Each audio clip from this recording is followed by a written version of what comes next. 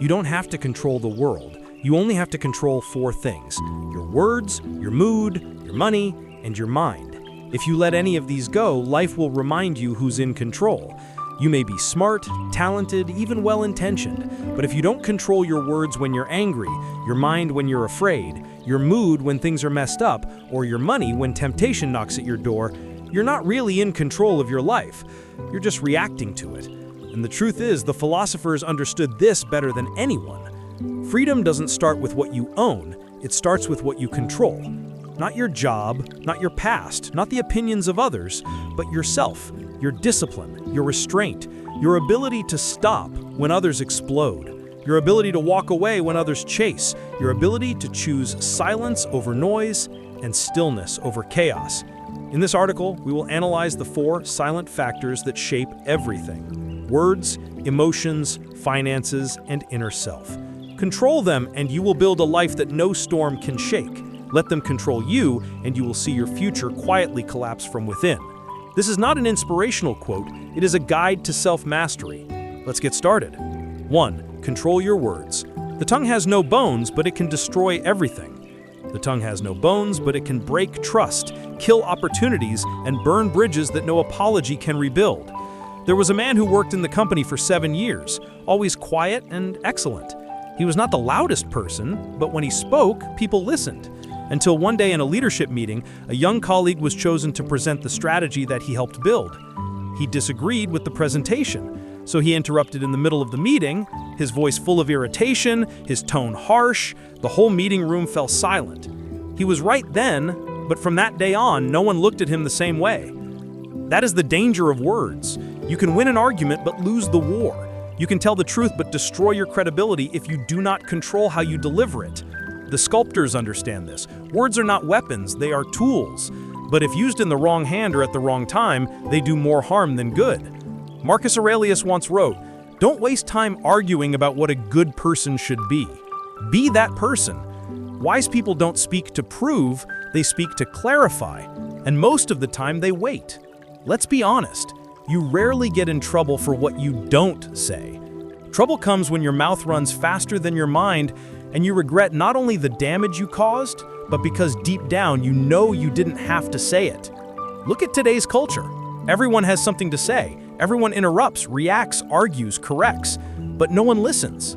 But when a person steps in and says less, pauses before speaking, their words seem carefully considered, people pay attention. Because in a world addicted to noise, discipline is attractive. Think about the last time you said something in anger.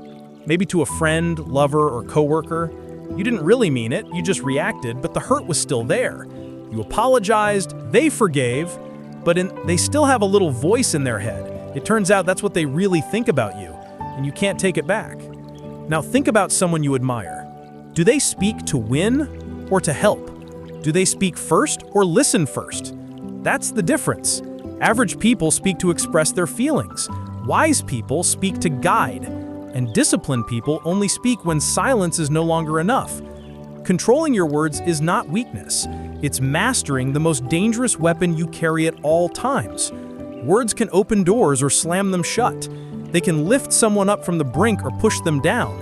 And more dangerous than words is shaping your mind. What you say to others reflects how you think about yourself. What you say to yourself becomes the reality you live. So the next time you feel like getting angry, venting, complaining, or just saying something, ask yourself, is it necessary? Is it constructive? Am I adding light or just adding noise? Arrogant? Because in the end, you are not remembered for how loud you spoke, but whether your words were meaningful or just empty. Control your words. Speak less but make them count, and let your silence be louder than the shout of the crowd.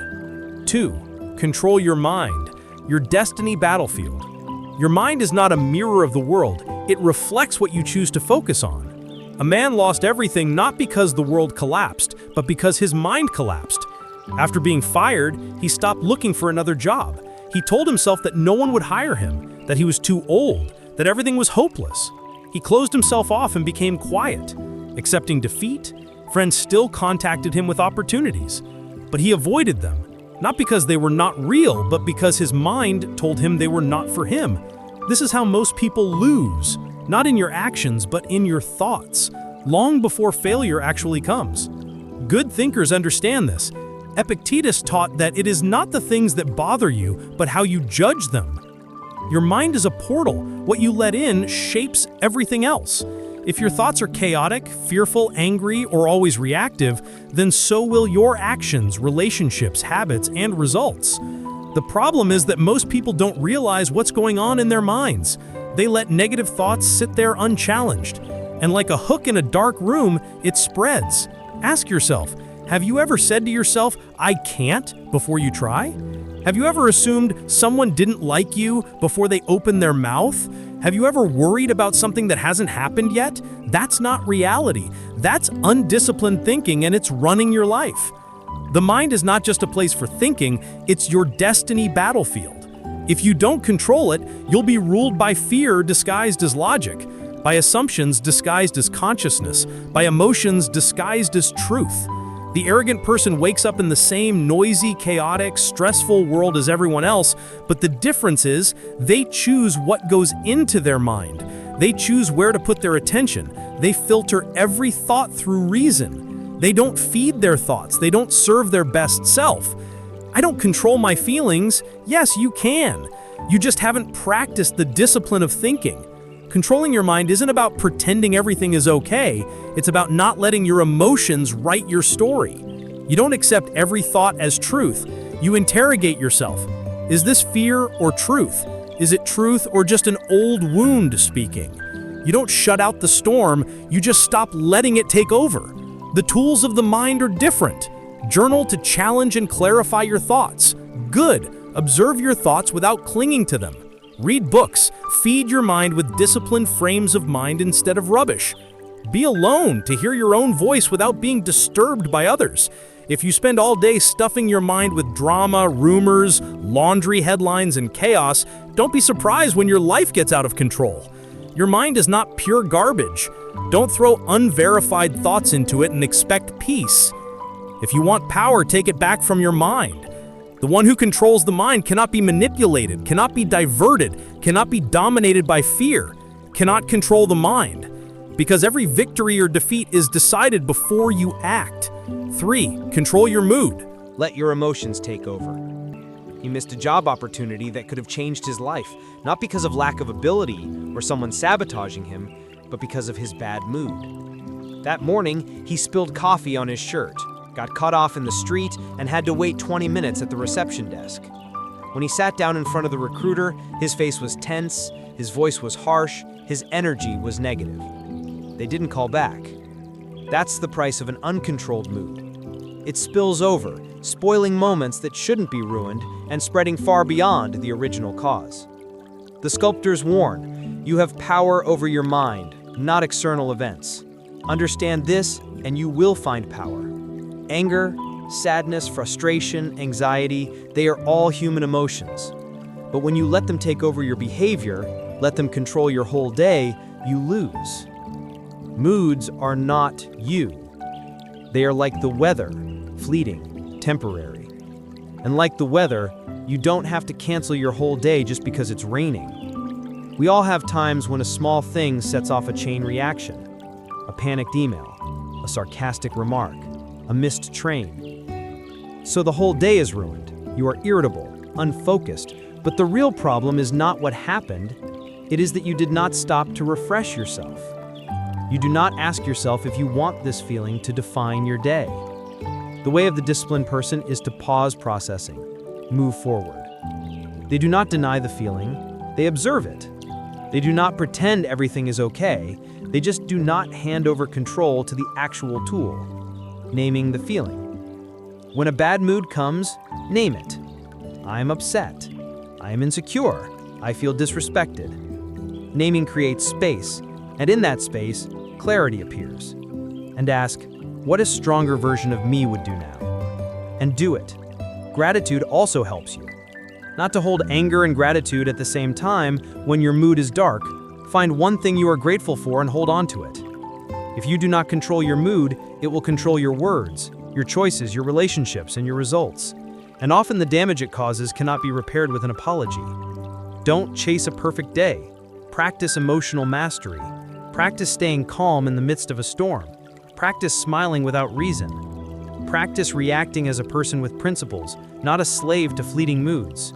Control your mood because no victory is lasting if your emotions are still in control. 4. Control your money. Financial freedom is true freedom. Money doesn't change who you are. It only reveals how much control you have. A man drives a car he can't afford to impress people he doesn't respect and posts it online, hoping strangers will like it. But behind him, he's drowning in debt. His credit cards maxed out, his rent overdue. His clothes are new, but his mind is a mess. The modern world doesn't begrudge you with chains anymore. It's in payments, monthly installments, mental payments, soul payments. You can't build peace when you're building debt, and you can't build power when you're trading discipline for instant gratification. Other philosophers didn't talk about money like we do today, but they talked a lot about attachment. Epicurus warned that wealth isn't about having much, it's about wanting less. Let's be honest. Most people don't have a money problem, they have a self-control problem. The problem is whether I deserve it or not. They don't spend money, they spend peace, and call it happiness. The truth is, if you don't say no to what you want now, you will never have what you really want later. Other people are not chasing money to show off. They build it to protect their freedom. To never be a beggar, not to beg for money, not to beg for recognition, because any dependence is an invisible heart. Real wealth is not just income, but control.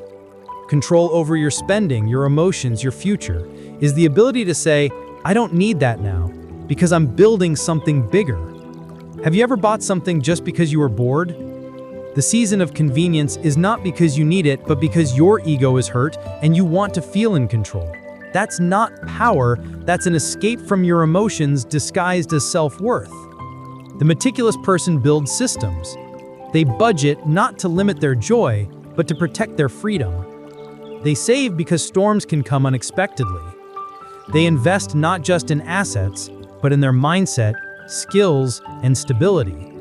They avoid debt because the interest you pay is not just money, but in your spirit. Debt robs you of not just your money, but your choices.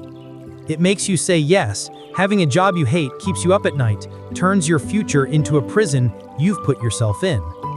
Money isn't bad, but obsessing over it is. When you live to impress, you live in stress. When you live beyond your means potential, you sink below your potential.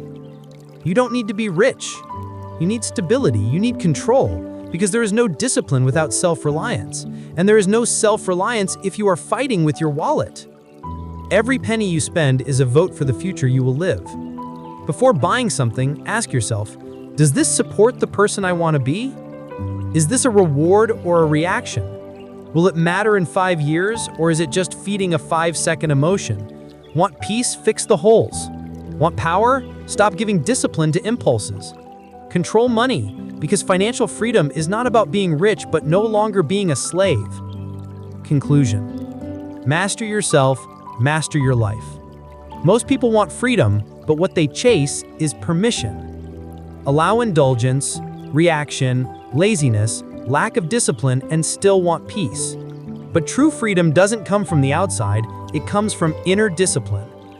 Until you master your words, your mind, your mood, and money, you will always be controlled by something. Look around at those who are addicted to impulsivity, react to every insult, spend every penny, explode at little things, crave recognition at every step. They are not free, they are just loud. And under that noise is fear. The connoisseur lives differently.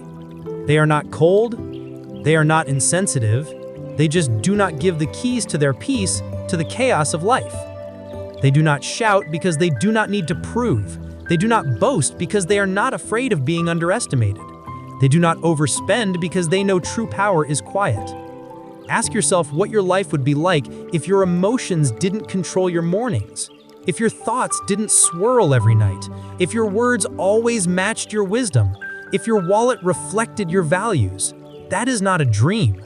That is what happens when you choose control over comfort. Connoisseurs don't pursue luxury, but balance. They don't seek applause, but integrity.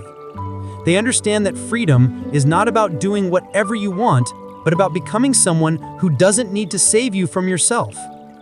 Paradoxically, discipline doesn't imprison you, it frees you. When you control your words, you build confidence. When you control your mind, you unlock clarity. When you control your emotions, you win battles without starting them. When you control your money, you move freely instead of begging for choices. You want power? Don't try to control others' outcomes or opinions. Start from the battlefield within. The winner there cannot be stopped. Control is not the goal, it is the path. Freedom is the follower. You don't need more motivation, you need more responsibility. Look in the mirror and ask if your mood is controlling me. Are my words draining me of my power? Am I indisciplined despite having money? Is my mind working for me or against me? If one of these answers hurts you, you're ready. Start small. Speak more intentionally, think more clearly, feel more balanced, spend more mindfully. Take control of these four, and you'll see life start to drink to your will. This isn't about perfection, this is about no longer being passive, because no one will save you but you. If this message awakens something in you, don't stay silent. Leave a comment, share with someone who is stuck in their own chaos, and follow for more hard lessons to help you master the only battlefield that really matters, you. This is Hard Life, and your next chapter begins now.